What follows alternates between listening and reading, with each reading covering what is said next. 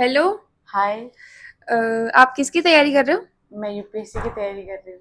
UPSC के लिए तो लोग जयपुर दिल्ली जाते हैं, आपने कुचामन ही क्यों चूज किया? क्योंकि वो बहुत रश एरिया है और वहाँ का जो इन्वायरमेंट है, जो अगर पढ़ने वाले बच्चे होते हैं उनके लिए तो सही है।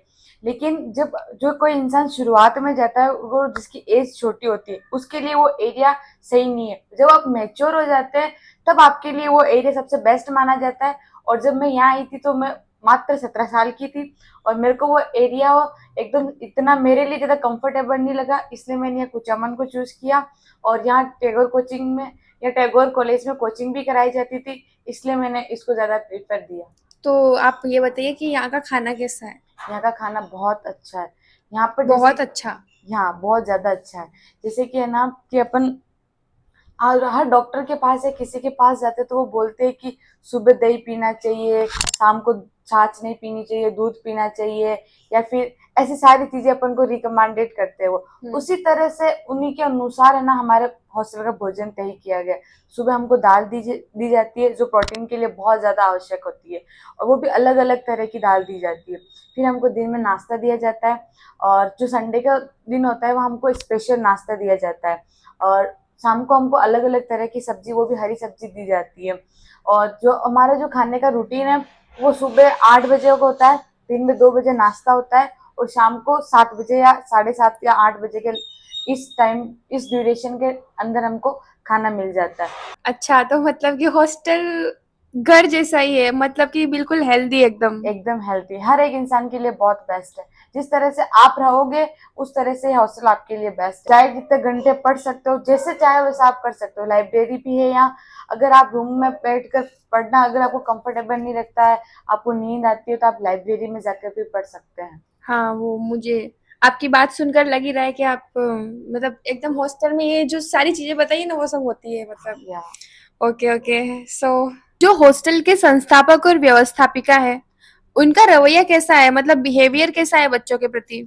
यहाँ हॉस्टल के अंकल और आंटी का बिहेवियर बहुत ही अच्छा है। जैसे कि अंकल का बिहेवियर तो हर एक इंसान के प्रति बहुत अच्छा है। हम्म। उनका जो बोलने का तरीका, रहने का तरीका, और आगे वाला इंसान को किस तरह से बात करनी है ताकि वो जल्दी से समझ जाए, वो सारी चीजें उनकी बहुत अच्छी है। आंटी आंटी भी बहुत अच्छी है, उनका बिहेवियर बहुत अच्छा है। जब मैं शुरुआत में यहाँ आई थी तो मतलब मेरे बचपन से मैं बहुत ज्यादा शरारती है, बहुत ज्यादा बोलती थी। तो घर वाले भी बहुत ज्यादा परेशान थे कि इतनी ज्यादा बोलती है, बहुत ज्यादा तेज बोलती है। तो यही चीज यही थी। तो आंटी ने बोला कि सबसे पहले मतलब वो जिस तरह से बताती है ना, उस तरह से अगर प्यार से किसी को समझाया जाए तो वो इंसान सच में बदल सकता है। जब मैं यहाँ आई थी तो मेरे में बहुत सारी कमियां थी, लेकिन उन्हीं से उन्होंने मेरे को इतनी सारी चीजें बताई कि कम बोलना चाहिए, धीरे बोलना चाहिए, जब दो लोगों के बीच में बैठते हैं तो किस तरह से बात करनी चाहिए। और सबसे पहले अगर अपन किसी से मिलते हैं तो क्या नोटिस करता है, सबसे पहले वो अपना बिहेवियर ही नोटिस करते हैं कि अपना बिहेवियर किस टाइप का है, अपन किस तरह से बोल रहे हैं। अपन अपन बोलते हैं ना, जैसे कि तो कोई दूसरा आदमी आता है तो वो भी बोलता है कि यार इसके बोलने का तरीका कितना अच्छा है, खास से एक लफ्ज और बोल जाए। उसी तरह से मेरे को बोलने का तरीका मैंने आंटी से सीखा। उन्होंने मेरे को इतनी बार टोका, इतनी बार डांटा कि धीरे बोल, इतनी तेज मत बोल। उसी से मैंने ये सारी चीजें सीखी, और आज जब मैं यह खुद को देखती हूँ, जब मैं आई थी तब मेरे में कितनी कमियां थी और आज मेरे में कितनी कम कमियां रह गई है, वो सब उन्हीं के डांटने और करने से हुआ है।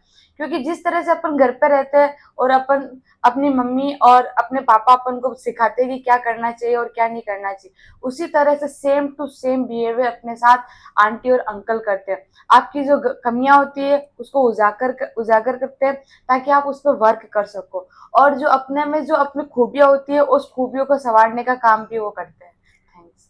तो मतलब कि आप ये बोल रहे हो कि मतलब आप यहाँ पे आके बहुत ज्यादा सुधर गए हो हाँ, हैं? मैं ये ओके। कहना चाहती हूँ, मैं यहाँ पे आके बहुत ज्यादा ही सुधर गई हूँ। ठीक है ठीक है। कितना टाइम हो गया आपको किसान गर्ल्स हॉस्टल में? मेरे को किसान गर्ल्स हॉस्टल में 2 साल हो गए हैं। मैं यहाँ 2024 में मैंने 12th पास की थी, और 2024 के अगस्त में ही मैं यहाँ आ चुकी थी।